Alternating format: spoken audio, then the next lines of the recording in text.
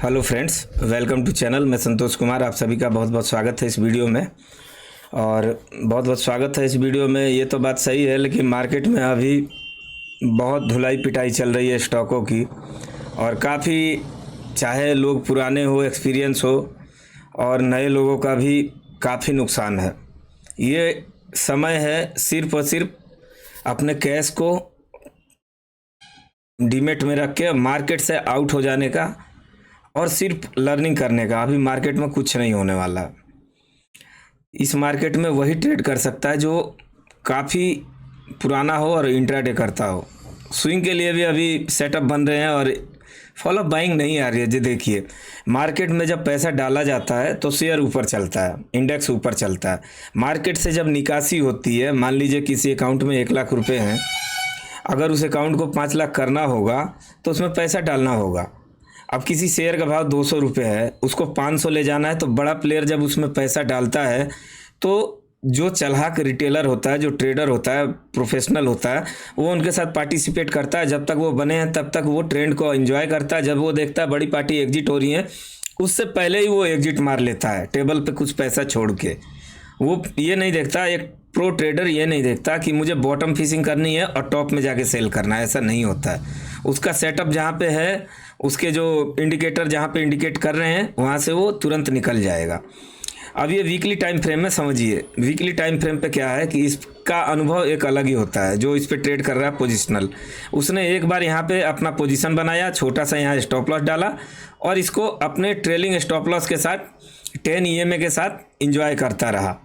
लेकिन मैं इसमें कुछ बारीकियां बताऊंगा कि कैसे आपको पता चलेगा कि किस स्टॉक में कब तक बने रहना है और कब वो स्टॉक खराब हो जाता है। कोई भी स्टॉक जब गिरता है, और आप जो एक्सपीरियंस ट्रेडर होते हैं वो अगर एवरेज करते हैं, तो जब उसका हाई ब्रेक होता है तब वो एवरेज करते हैं, ताकि उन्होंने जहां खरीदा है वहां से शेयर अप मूव में है। ठीक है। और एक जो मतलब कि ऐसे माइंडसेट का आदमी जो अभी मार्केट में नया है, वो क्या सोचता है, मैंने इस शेयर को 500 रुपये में लिया, अभी ये 400 में है, यानी 100 रुपये सस्ता है, इसमें और 1 लाख रुपए डालता हूँ, मेरा एवरेज हो जाएगा और मुझे सस्ता पड़ेगा।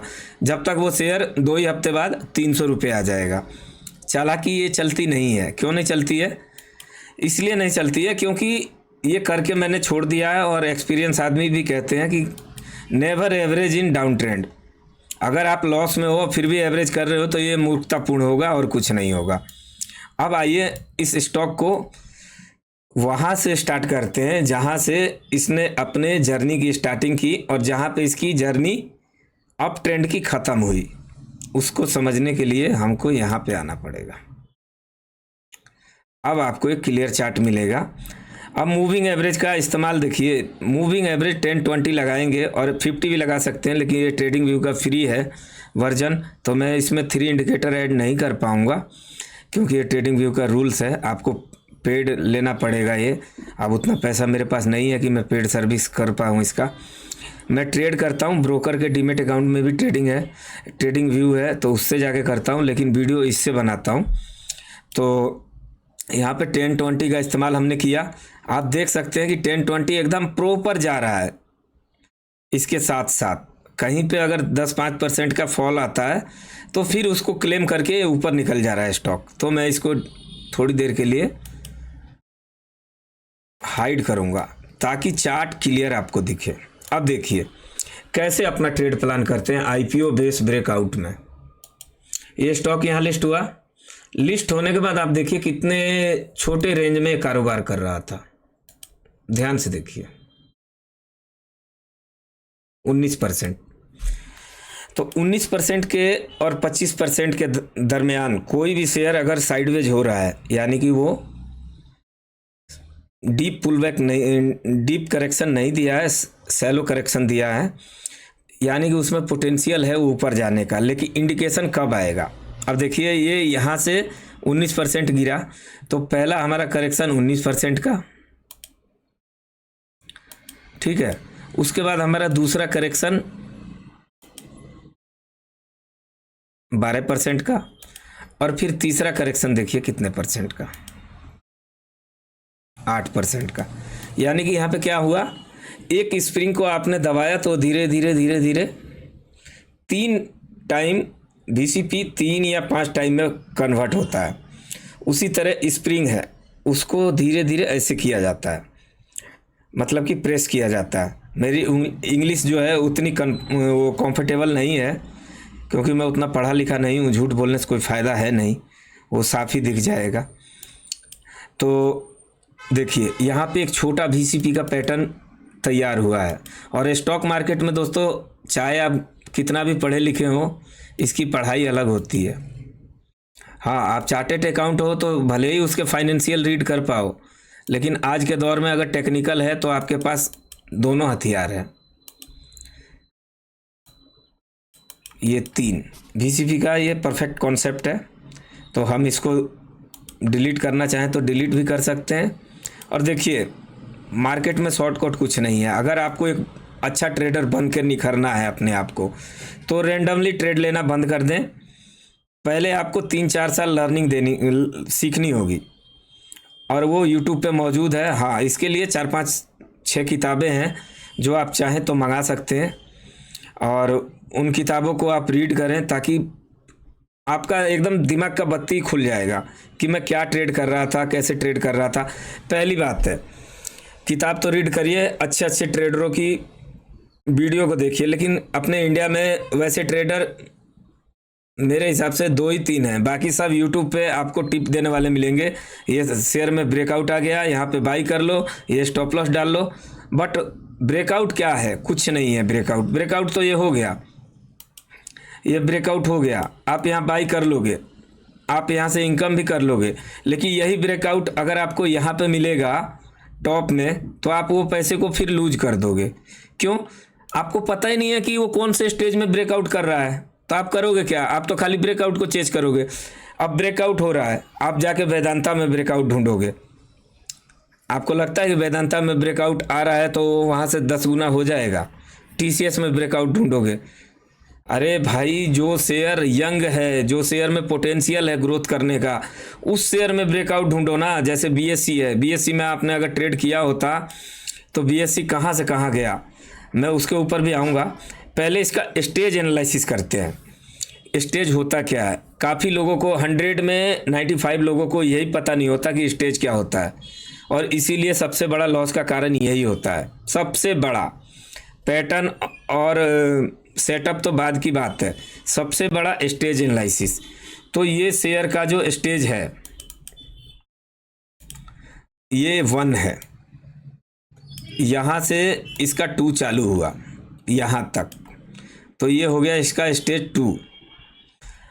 अब स्टेज 2 चालू होने के बाद अगर हम देखें स्टेज 3 कहाँ से चालू हुआ, ये हो गया इसका स्टेज 3।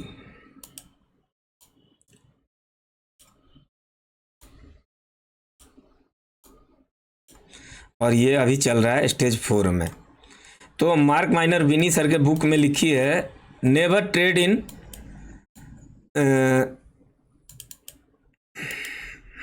इसको डिलीट करने में भी काफ़ी मशक्क़त करना पड़ता है। Never trade in 1, 3 and 4 stage. 1 क्या हो गया? 1 एक एक्यूमुलेशन फेज होता है, जहाँ पे बायर सेलर इक्वल होते हैं।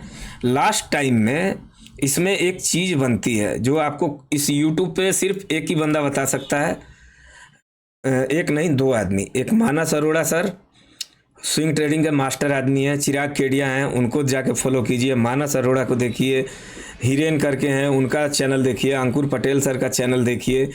और फॉरेन में तो खैर क्वाला मैगी, Mark Minervini sir, the trader lion, ऐसे ऐसे ट्रेडर। अपने इंडिया में क्या है ना, इंडिया में लोग ट्रेडर तो हैं लेकिन सिर्फ यूट्यूब पे ट्रेडर हैं। वो खुद से ट्रेड कितना करते हैं मुझे पता नहीं, सिर्फ रिटेलर को कोर्स बेचने के चक्कर में यूट्यूब का प्रमोशन हो रहा है। मैं ये कहता हूँ कि जब आप यूट्यूब से पैसा कमा रहे हो तो फ्री में आपके पास जो है वो क्यों नहीं दे रहे हो?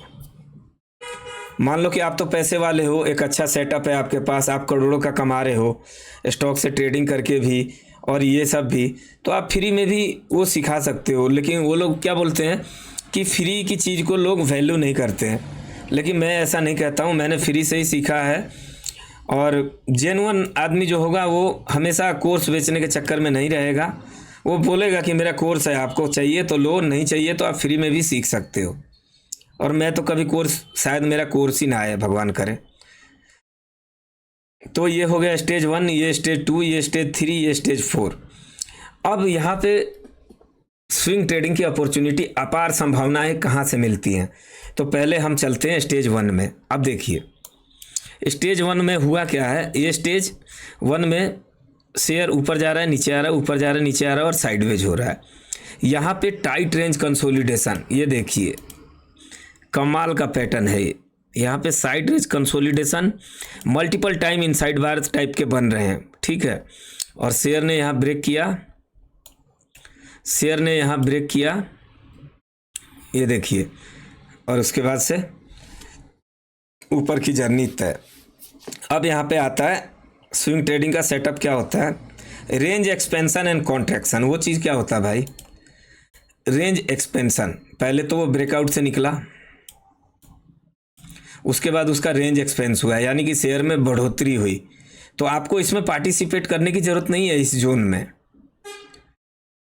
इस जोन में अगर आप पार्टिसिपेट करेंगे तो आपका आरआर फेवरेबल नहीं रहेगा। किस्मत से आप मान लीजिए यहाँ पे आपने बाई किया और शेयर यहाँ से निकल जाएगा तो आप विजय केडिया सर का गाना गाने लगेंगे कि थोड़ा प्रॉफिट जो आना शुरू हो गया, मुझको लगने लगा मैं गुरु हो गया। लेकिन वो शेयर फिर कॉन्ट्रैक्शन मोड में आएगा, हो सकता है नीचे भी आ जाए। तो ये नहीं होता है सेटअप। सेटअप ये होता है कि जब उसने ब्रेकआउट दिया तो वहाँ पे हमें एक रेंज एक्सपेंशन का वेट करना है, चाहे वो 20% हो, 30% हो, कोई दिक्कत नहीं है। आप ट्रेड को छोड़ना सीखो पहले, लेने की तो बात की बात है।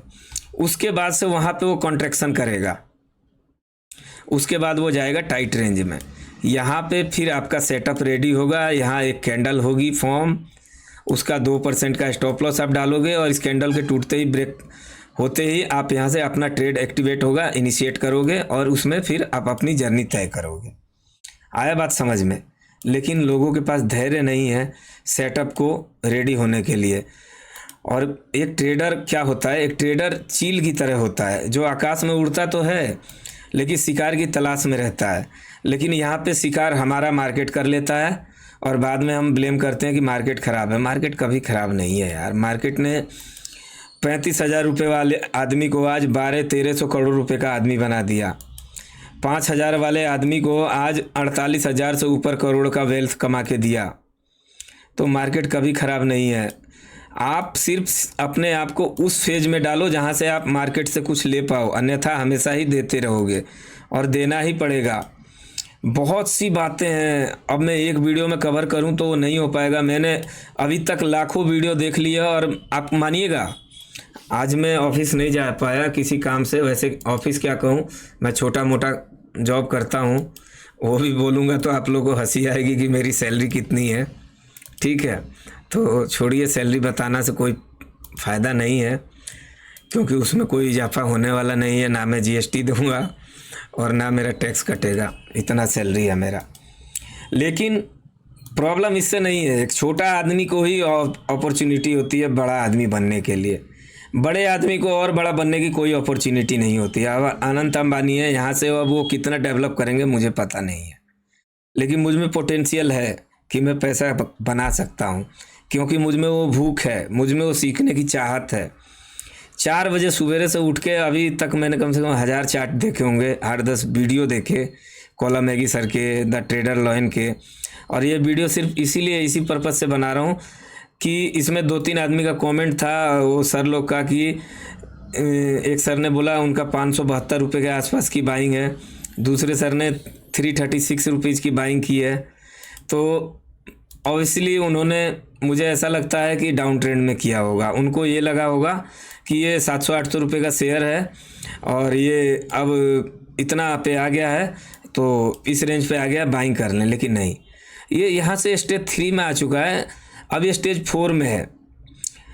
अब देखिए स्टेज 4 में है तो अभी इसको यहाँ तो आना ही आना है, ये इसका पहले स्टॉपेज है। हो सकता है उसके बाद भी तोड़ के नीचे आए, क्योंकि आप देखिए एक बच्चे ने गर्भ से निकला और यहाँ इसकी लिस्टिंग हुई कितने रुपए पे, 214 रुपये पे। और वो शेयर जो है, स्टॉक जो है, जुलाई 23 से अक्टूबर 24 तक विद इन 1 या 1.5 साल में आपको मल्टीपल टाइम रिटर्न बना के दिया। अब करेक्शन बनता नहीं है, बनता है। इसमें अगर आप देखें तो बॉटम से 70-80% का रिटर्न ऑलरेडी दे चुका होगा। 1 मिनट, ये बॉटम से 70-80% का रिटर्न ऑलरेडी दे चुका होगा। अब इसके बाद भी आप इसकी जान तो छोड़ दो, 76% का रिटर्न इसने ऑलरेडी दे दिया है। अब ये थकेगा, इसमें लोग प्रॉफिट बुक करेंगे, अब ये टूटेगा, इसमें से बड़े प्लेयर एग्जिट होंगे, उनका पैसा डबल हो चुका है। अब आप इस गिरावट में ख़रीद रहे हो, उसके बाद एवरेज करने की सोच रहे हो। ये सब निगेटिव सेंटीमेंट है। ये क्या है, ये साफ साफ इंडिकेट दे रहा है कि आपके पास अनुभव की कमी है, आपको सीखने की ज़रूरत है, और जो कि मार्केट में शॉर्टकट से आता नहीं है, बहुत सीखना पड़ता है। एक ट्रेड गलत, आपका पूरा कैपिटल स्वाहा। क्यों? क्योंकि रिटेलर के पास प्रॉब्लम क्या है ना, प्रॉब्लम ये है कि देखो, अब मैं जैसे इसमें सेटअप समझाऊंगा तो मैं बताऊंगा आप लोग कैसे गलती करते हो। पहली बात तो ये स्टेज 4 को और 3 को अवॉइड करना है, नंबर 1 को भी अवॉइड करना है। जिसने ट्रेड यहाँ इनिशिएट किया होगा ठीक है, नहीं तो उसका ट्रेड पहली बार अगर कहीं इनिशिएट हुआ होगा तो जब इसने ब्रेकआउट दिया तो यहाँ पे इनिशिएट हुआ होगा, नहीं तो यहाँ पे रेंज कॉन्ट्रैक्शन जब हुआ तो यहाँ पे वो अपनी बाइंग कर सकता था। फिर एक्सपेंशन हुआ, फिर ये धीरे धीरे साइडवेज होता रहा, लेकिन इसमें छोटे छोटे ट्रेड आपको इनिशिएट मिलते रहे। यहाँ पे देखिए, पहला ट्रेड इस तरीके से, अगर आप चाहते तो यहाँ भी ट्रेड कर सकते थे। उसके बाद फिर रेंज कॉन्ट्रैक्शन हुआ, यहाँ भी। इसमें एक्सपेंशन कॉन्ट्रैक्शन मिक्स है, ठीक है, तो इसमें क्लियर मूव नहीं है। यहाँ से देखिए एक्सपेंशन एक अच्छा हुआ और आपने यहाँ एंट्री बनाई तो आपको कुछ मिल सकता था, कुछ परसेंट। यहाँ पे देखिए, या यहाँ पे आप ट्रेड करते तो आपको एक अच्छा मूव मिलता। फिर आप देखिए यहाँ पे, तो ये क्या होता है देखिए, समझिए, range expansion contraction, range expansion contraction, range expansion contraction, range expansion contraction. जब शेयर एक बार एक्सपेंस करेगा तो वेट करना है कि वो स्प्रिंग जब बढ़ गई है तो उसको सिकुड़ने का वेट करना है। लास्ट टाइम में वो टाइट होगा, उतना परफेक्ट सेटअप यहाँ कहीं नहीं बना है, एक जगह यहाँ पे बना है। ये देखिए, ये 4 कैंडल काफ़ी टाइट हुई है और ये एक परफेक्ट सेटअप था, ठीक है। सेटअप के अकॉर्डिंग अगर यहाँ आप 20 और 10 लगाते, देखिए दोनों से बाउंस बैक कर रहा है, यानी कि आपका ट्रेंड अप है, यहाँ लॉस करने के चांसेस बहुत कम है। अब यहाँ पे आपको स्टॉप लॉस कैसे डालना होगा, स्टॉप लॉस आप इस कैंडल के नीचे 2 या 3% का रख के आप काम कर सकते हैं और कुछ परसेंट गेन करके चल सकते हैं। अब ये मूविंग एवरेज से भी पता चल जाएगा कि ट्रेंड कब ख़राब हो रहा है, और दूसरा आपको ये भी पता चल जाएगा इसके बेस काउंट करने से। तो पहला बेस यहाँ बना, उसके बाद से दूसरा बेस हम ये जोड़ लेंगे, थोड़ा चार्ट को सिकोड़ता हूँ। पहला बेस से निकला तो यहाँ से 3 या 5, मैक्सिमम 3, 4, 5 के बाद शेयर ख़राब हो जाता है। अगर ख़राब होने के ना चांस हो तो 3 के बाद वो एक अच्छा बेस क्रिएट करेगा, वहाँ से वो चौथे या 5वें में जाके ख़राब हो जाएगा। ये मार्क माइनर विनी सर के भी बुक में लिखी है, इसलिए मैं बोलता हूँ किताब पढ़िए, शायद वो किताब इधर मिल जाए। ये तो डायरी आ गई। ये बुक अगर आप पढ़ेंगे, वैसे तो और भी किताबें हैं लेकिन अलमारी से निकालनी पड़ेगी, ये बुक है। और एक्चुअली दोस्त, मेरा घर बहुत छोटा है, 10 बाई 10 का रूम है। मैंने कैसे अपना सेटअप क्रिएट किया वो मैं ही समझ सकता हूँ, कैसे एडजस्टमेंट किया है। किताबें 8-10 हैं अलमारी में, टाइम मिलता है तो पढ़ता हूँ, और क्या ही बताऊँ आपसे। तो चलिए चलते हैं बात पे। तो ये स्टेज 2 जो है हमें लिए अपार संभावनाएं देता है, वहाँ से मल्टीपल रिटर्न बनाने की। तो पहले तो स्टेज का एनालिसिस सीखना पड़ेगा आपको, और ये एक वीडियो से नहीं आएगा।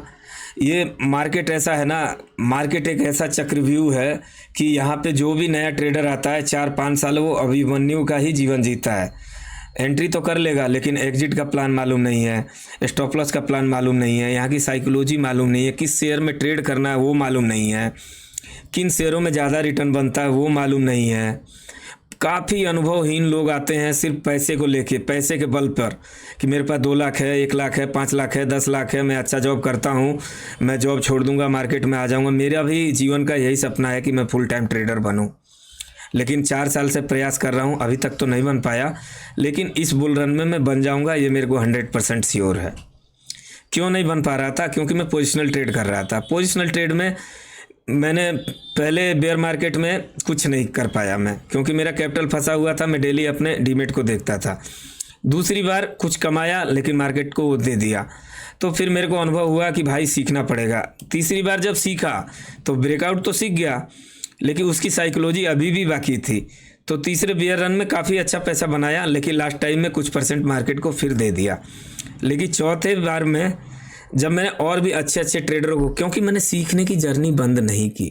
जिस दिन मार्केट में ये लगे आपको कि आपने अच्छा रिटर्न बना लिया है और शायद यहाँ से आपको सीखने की ज़रूरत नहीं है, अगले ही कुछ ही दिनों के बाद मार्केट आपको ऐसा पटकनी देगा कि आपको शायद मार्केट से कुछ टाइम के लिए एग्जिट होना पड़ेगा। और वो मैं अभी हूँ, मैं 4 महीने से एग्जिट हूँ, क्योंकि सेटअप ही नहीं मिल रहा। ब्रेकआउट मिलने बंद हो गए हैं सभी स्टॉक, या तो 3 में है या 4 स्टेज में है। यहाँ पे ट्रेड बनता ही नहीं है। आपको अगर 10-20% के लिए भी काम करना है तो थोड़ा तो पीसफुल होना पड़ेगा। अब ये डाउन ट्रेंड में यहाँ ट्रेड करना नए आदमी के लिए खतरे से खाली नहीं होता है। यहाँ पे ट्रेड करना काफ़ी रिस्की होता है। अब देखिए यहाँ पे एक ट्रेड इनिशिएट हुआ है, यहाँ से आपको 30-40% का गेन मिला है, लेकिन ये सब लोग से ट्रेड नहीं होता है, फॉलिंग नाइफ होती है, सबके बस की बात नहीं होती है। यहाँ पे इंट्राडे में पोजीशन या डिलीवरी में पोजीशन लेने पे काफ़ी धक धक होती है। तो ट्रेड तो मिलते हैं, ऐसी बात नहीं है, लेकिन बहुत एक्सपीरियंस ट्रेडर काम करते हैं। अभी देखिए मानस सर हैं, कल उन्होंने शारदा एनर्जी में ट्रेड लिया था परसों 487 रुपये पे। वो ट्विटर पे अगर ट्रेड डालते हैं तो हमें उससे लर्निंग मिलती है, और लर्निंग जहाँ से भी मिले लेनी चाहिए। काफ़ी अच्छा सेटअप था। उन्होंने ट्रेड ये कहाँ इनिशिएट किया था, यहाँ पे उन्होंने, क्योंकि वो 20 मूविंग एवरेज का इस्तेमाल करते हैं, और वो 20 मूविंग एवरेज के साथ वॉलेटिलिटी कॉन्ट्रैक्शन पैटर्न को बहुत अच्छे से रीड करते हैं। वो 2006 या 8 से ही मार्केट में है। तो देखिए उन्होंने अपना ट्रेड इनिशिएट किया था यहाँ पर, और उस दिन की ये जो कैंडल है वो पूरी नीचे आ गई। उनके ट्रेड लेने के बाद नीचे आ गई। उन्होंने 88 पे इस ट्रेड को काट दिया। 87 पे लिया था, 88 पे ही एग्जिट हो गया 1% स्टॉप लॉस के साथ। इतना छोटा स्टॉप लॉस रख के काम करते हैं वो। और इसमें क्वांटिटी भी उन्होंने 6 लाख रुपए से ऊपर की डाली हुई थी। अब बताइए, तो इस तरीके से वो लोग काम करते हैं कि मेरा प्रॉफिट कम हो वो बात अलग का है, लेकिन मैं अपना स्टॉप लॉस नहीं देना चाहता। ट्रेंड उनके अगेन गया, अगर ट्रेंड्स उनके अगेन गया, उन्होंने ट्रेड इनिशिएट किया और शेयर अगर वहाँ से रिवर्स हो गया, वो तुरंत काट देते हैं। बाद में अपॉर्चुनिटी आएगी तो देखेंगे। क्योंकि अभी क्या है ना कि अभी मार्केट से निकासी हो रहा है पैसा, तो यहाँ जो भी होगा वो ट्रैप होगा। ट्रैप ये होगा कि आपको 5-10% का लालच दिया जाएगा, आप उसमें जाएंगे, बाइंग करेंगे और फंसेंगे। आप देखिए 20 के ऊपर एक ट्रेड इनिशिएट होता है, यहाँ से कितनी कैंडल गई, 2 कैंडल गई। अब 10% के लिए अगर आप काम कर सकते हैं तो करिए। यहाँ से देखिए कितना परसेंट आपको मिलेगा अगर आप ट्रेड इनिशिएट करते हैं तो 8%। 8% में आपका डीपी चार्ज, आपका रिस्क काफ़ी फास्ट हो जाता है। जब मार्केट बेयर रन में होता है, जब ट्रेंड डाउन में है और आप अप जाने की सोच रहे हो, तो काफ़ी फास्ट मूवमेंट करना पड़ता है। और यहाँ से जब अप ट्रेंड में था तो यहाँ पे देखिए रेंज एक्सपेंस हुआ और यहाँ कॉन्ट्रैक्शन मिला आपको, और यहाँ देखिए ये 20 से भी ऊपर है, यानी कि पूरा प्योर एकदम ये अप ट्रेंड में है। यहाँ 20 के पास भी नहीं आ रहा है, 20 के पास भी नहीं आ रहा है, यानी कि एकदम ये भागने के चक्कर में ऊपर। यहाँ आप कभी भी कहीं भी बाइंग करेंगे 5% से नीचे वो जाएगा नहीं, और एकदम आपको ऊपर की जर्नी दिखाएगा। यहाँ देखिए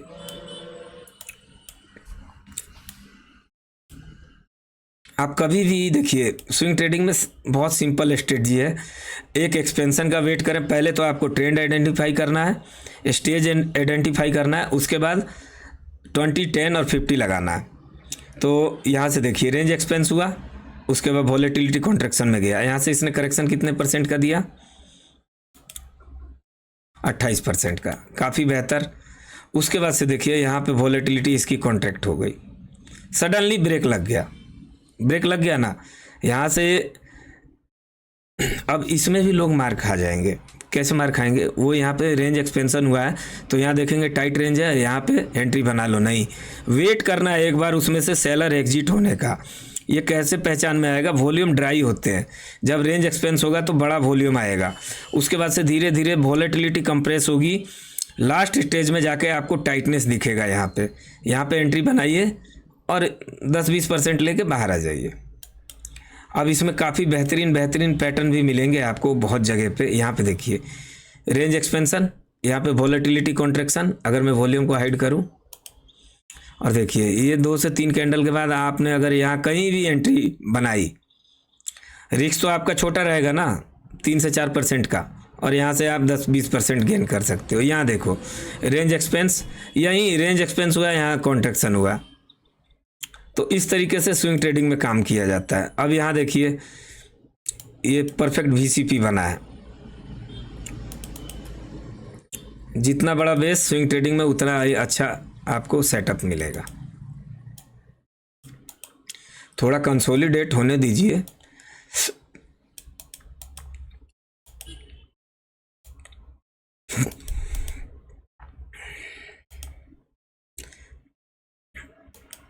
देखिए कितना बड़ा गेन आपको मिला।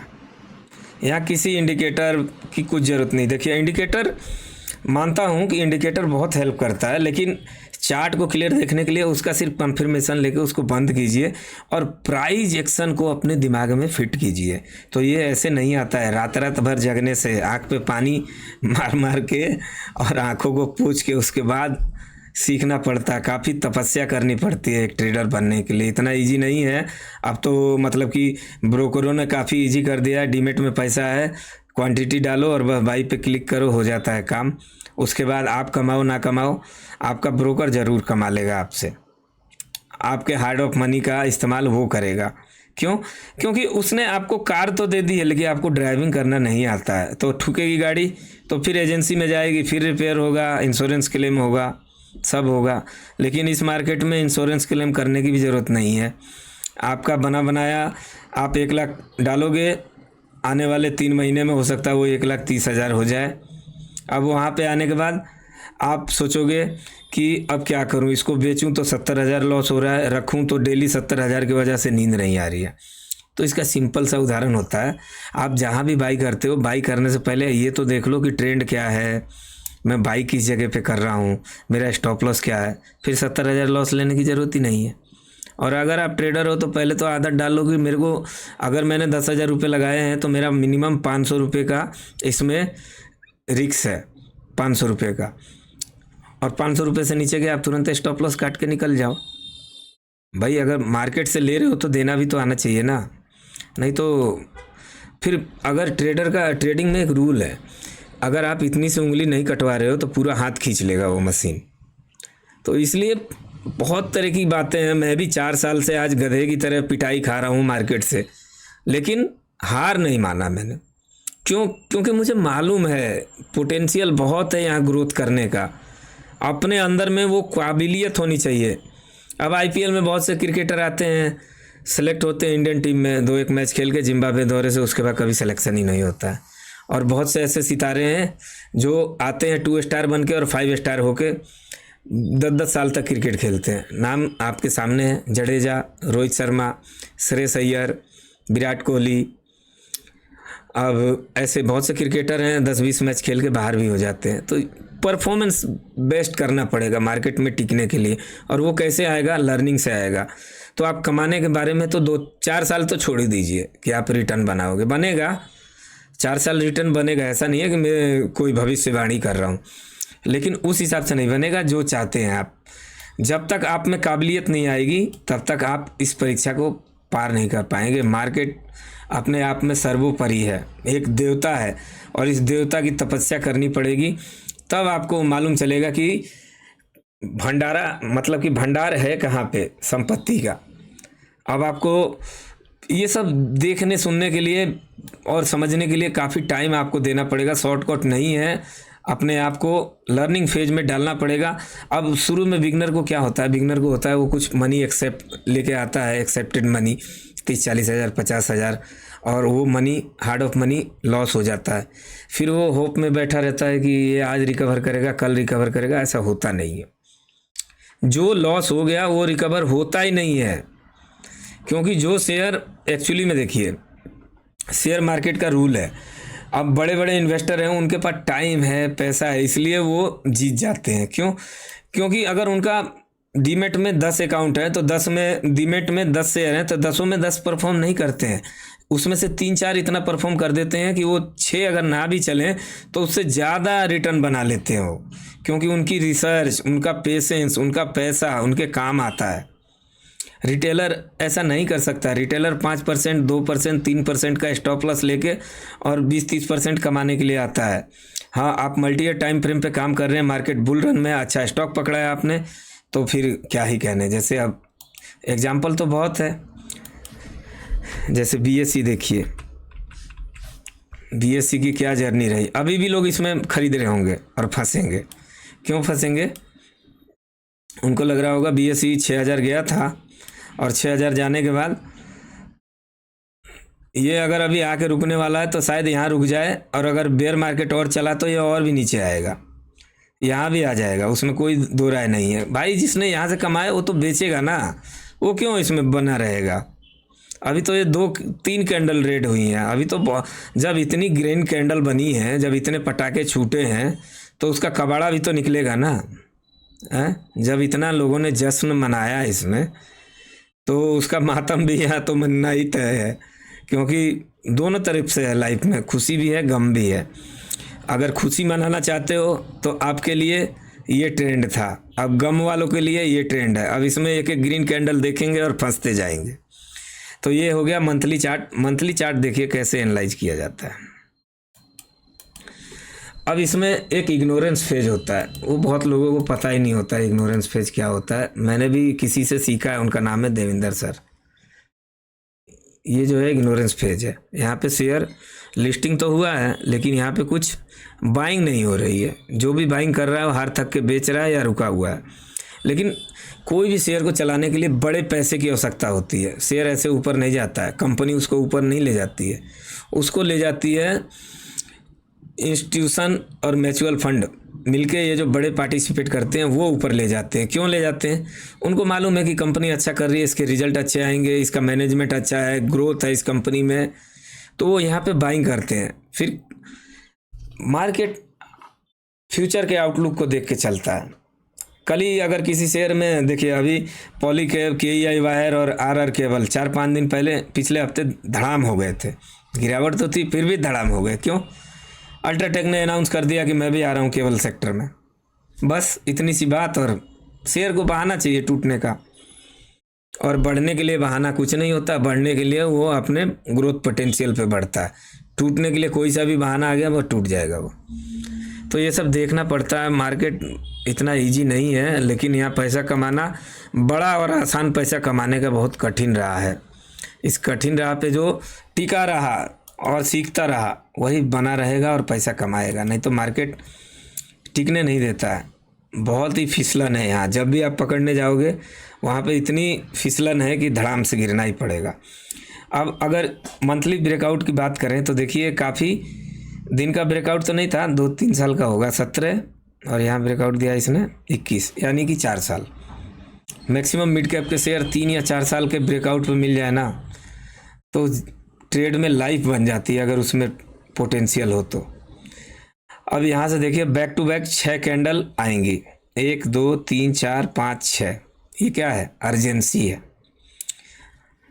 अर्जेंसी है। और उसके बाद से जिस प्लेयर ने यहाँ बाइंग किया है उसने यहाँ पे इसको अपने बाइंग को रोक दिया, ये गिरता रहा।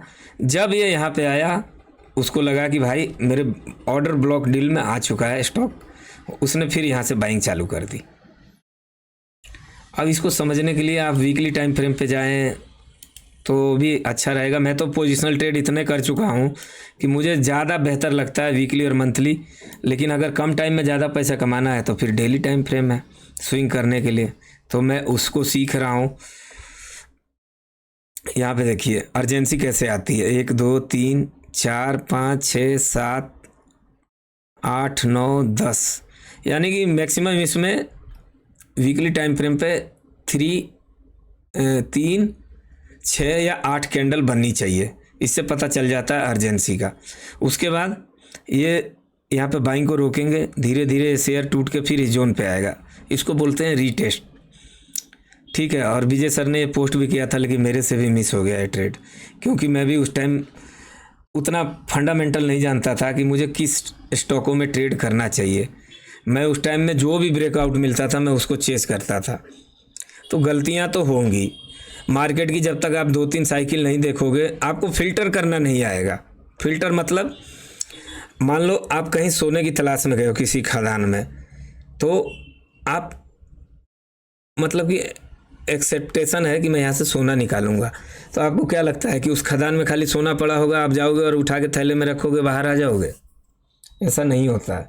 वहाँ पे अगर सोना 1 किलो होगा तो कचड़ा लाखों किलो होगा, उस लाखों किलो कचड़े में से 1 किलो सोना निकलता है। तो फिल्टर करना आना चाहिए कि किस स्टॉक में हम ट्रेड करें, ताकि यहाँ से हम मल्टीबैगर ये कैंडिडेट बन सकता है। और वो कैसे होता है मालूम है? उसका सबसे बड़ा फिल्टर है आईपीओ बेस्ड ब्रेकआउट। जो भी स्टॉक आईपीओ बेस्ड ब्रेकआउट करता है भाई साहब, उसमें ग्रोथ पोटेंशियल इतना है कि वो एक बार अगर अप ट्रेंड में आ गया तो जो भी उस गाड़ी में बैठ गया ना उसकी लाइफ बन जाएगी। लेकिन जब गाड़ी रिवर्स होती है तो बहुतों की लाइफ बिगड़ भी जाती है, क्योंकि जो शेयर इतने दिन से बुल रन में अभी आने वाले, मुझे तो ऐसा नहीं लगता है कि शायद हो बाउंस बैक कर जाए इस लेवल से या इस लेवल से, नहीं तो यहाँ तो आना ही है उसको। अब देखिए कहाँ तक आता है, मैं भी इसके भविष्य के बारे में नहीं जानता हूँ, लेकिन करेक्शन तो बनता है, क्योंकि जो शेयर ने इतना बड़ा रिटर्न बनाया, इस बार का सबसे बड़ा रिटर्न मेरे को लगता है 5-6 शेयरों ने बना के दिया है। उसमें नंबर 1 पे बीएससी और डिक्सन टेक्नोलॉजी, उसके अलावा काइनाक्स टेक्नोलॉजी, कैफिन और जेन टेक्नोलॉजी, ये जितने भी टेक्नोलॉजी के स्टॉक हैं, 3 सेक्टर ऐसे हैं ना पॉपुलर, उनमें पैसा बनना ही बनना है ज़्यादा। पहले नंबर पे आता है, अगर पहले नंबर पे मैं किसी बात करूं तो वो आता है जैसे वायर और केबल हैं इन टाइप के। अब बीएससी तो बॉम्बे स्टॉक एक्सचेंज का शेयर है, तो इसको चलना ही था, क्योंकि वो इतना बड़ा एक्सचेंज है और मिड कैप की कंपनी आई थी, तो इस हिसाब से चल गया। CDSL भी ऐसे ही चल गया। LIC क्यों नहीं चला? LIC के मार्केट में पार्टिसिपेशन करने वाले ज़्यादा हैं कैंडिडेट, HDFC है, ICICI है, सभी इंश्योरेंस कंपनियां उससे अपना मार्केट शेयर छीन रही हैं। तो जो मार्केट शेयर गेन करने के लिए आएगा, यानी कि बाज़ार में मार्केट शेयर को लेने आएगा, उस शेयर में पोटेंशियल रहेगा अगर छोटी कंपनी लिस्ट हो रही है। लेकिन जो बड़ी कंपनी लिस्ट हो रही है और अपना मार्केट शेयर देने के लिए आ रही है, वो कभी भी ग्रो नहीं कर सकती है। जुबलिएंट फूड का देखिए, जब आई तो उस सेक्टर में कोई भी पिज़्ज़ा नहीं बनाता था, वहाँ से चला, अब देखिए वो क्यों नहीं चल रहा है। लेकिन लोगों को फिर भी ये लगता है, लोग फ्यूचर में पास्ट में जाते हैं और देखते हैं कि इस स्टॉक ने इतना % रिटर्न बनाया है, इतना करेक्शन आया है, यहाँ से मैं बाई कर लूँ और ये यहाँ से फिर डबल हो जाएगा। होता ऐसा नहीं है, क्योंकि एक स्टॉक की एक जर्नी होती है। वहाँ तक जाने के बाद, जैसे कि एक इंसान का एज होता है 10 से 20 साल, 20 से 30 साल, 30 से 40 साल, और फिर 55 के बाद वो रिटायर हो जाता है। तो रिटायरमेंट के बाद सिर्फ वो नाम का शेयर रह जाता है, उसमें पोटेंशियल नहीं रहता है ग्रोथ करने का। तो इस तरीके से देख के चलने चाहिए।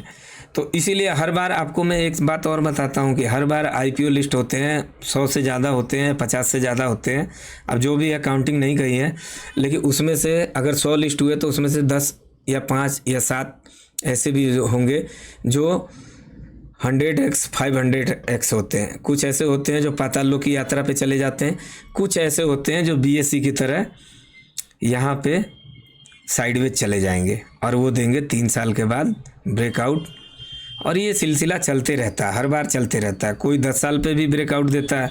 अब यहाँ एग्जाम्पल बहुत हैं, अब वीडियो लंबा हो जाएगा और आप लोग बोर हो जाओगे। अब जैसे टीटागढ़ है, देखिए ये कितने साल का इसने ब्रेकआउट दिया था, देख रहे हैं आप, 2008 का ब्रेकआउट दिया था। देखिए इसमें भी पैसा बना, इसमें तो सबसे ज़्यादा पैसा बनता है। एक बार शेयर लेके बैठ जाओ आप, उसके बाद कुछ करना ही नहीं है, एंजॉय करना है 1 साल तक।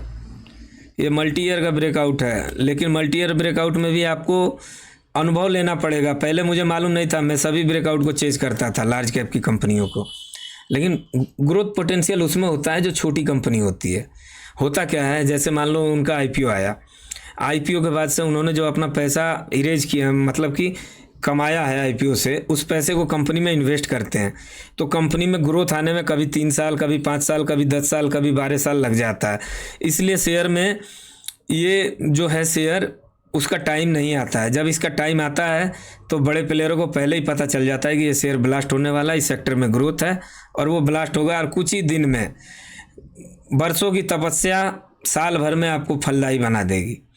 तो एक ट्रेडर क्या करता है, ट्रेडर यहाँ पे नहीं फंसता इस जोन में, ये स्टेज 1 है। एक चालाक ट्रेडर यहाँ पे कतई नहीं फंसेगा, उसका ट्रेड करने का टाइम ये है स्टेज 2।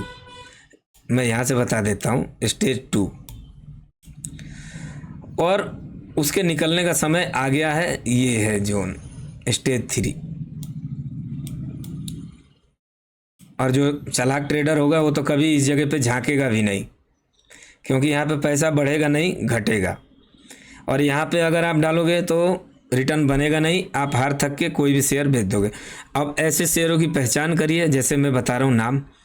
अब उनमें ट्रेड करने से कोई फ़ायदा नहीं है, वो एक पास्ट एग्जाम्पल है, और पास्ट एग्जाम्पल ही फ्यूचर में आपके काम आएगा। इसीलिए लर्निंग लेनी है तो अपने पुराने ट्रेड, पुराने स्टॉक जिन्होंने अच्छा रिटर्न बना के दिया आईपीओ बेस्ड ब्रेकआउट, नाम बताता हूँ, IRFC, RBNL, Titagarh, Jupiter wagon, Mazagon dock, Cochin shipyard, Gravita India, Gravita India का भी ऐसा ही है, BSE इंडिया, CDSL। उसके बाद आप देख सकते हैं डिक्सन टेक्नोलॉजी, कैफिन टेक्नोलॉजी, और अभी काइनास टेक्नोलॉजी, आईपीओ बेस्ड ब्रेकआउट थे सभी। यहाँ जोमेटो को देख लीजिए। तो ये सब होता है, नई कंपनियों में अपॉर्चुनिटी ज़्यादा होती है, अगर वो बेस का ब्रेकआउट करते हैं तो फिर वहाँ से PB फिनटेक, अब जिस हिसाब से कंपनी का ग्रोथ है उस हिसाब से रिटर्न देगी। कोई 10x होगा, कोई 100x होगा, कोई 500x होगा। तो इससे बड़ा सार आपको मिलने वाला नहीं है। अब आपसे कोई कहे कि HDFC बैंक में जाके ट्रेड करो, तो सिर्फ आप HDFC को नाम के लिए ले रहे हो, वो काम नहीं करेगा आपके डीमेट में, ये आप ध्यान में रखना। और अगर वीडियो इन्फॉर्मेटिव अच्छा लगा हो तो ढेर सारा प्यार दीजिएगा। मिलते हैं नेक्स्ट वीडियो में।